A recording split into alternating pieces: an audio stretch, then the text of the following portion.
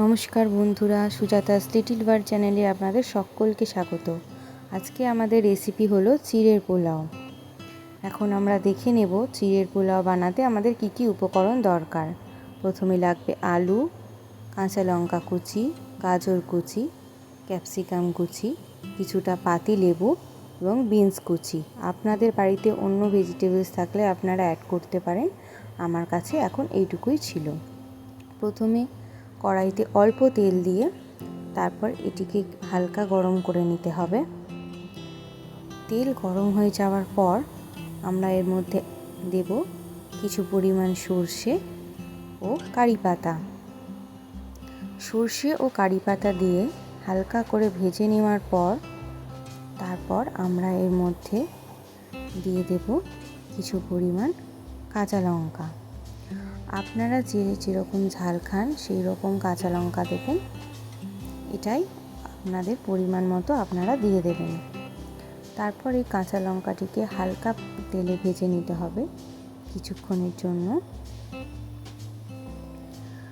কাঁচা লঙ্কাটি হালকা ভাজা হয়ে যাওয়ার পরে আমরা এর মধ্যে সমস্ত রকম সবজিগুলো কেটে রেখেছিলাম সেগুলি অ্যাড করে দেব।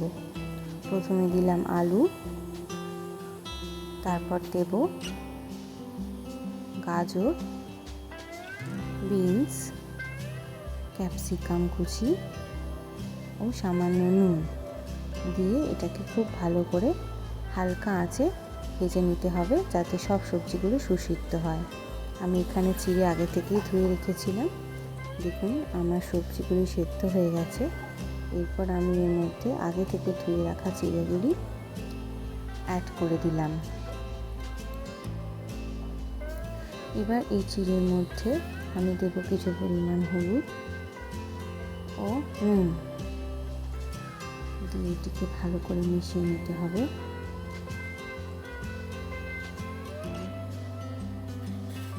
এটিকে খুব ভালো করে মিশিয়ে নেওয়ার পরে লাস্টে লেবুর রস দিয়ে লেবুর রস দিলেই রেডি আমাদের স্বাস্থ্যকর এবং সুস্বাদু চিড়ের পোলাওর রেসিপি।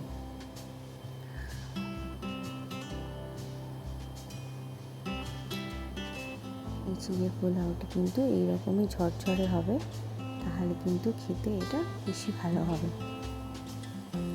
সকলকে অনেক ধন্যবাদ ভিডিওটি দেখার জন্য।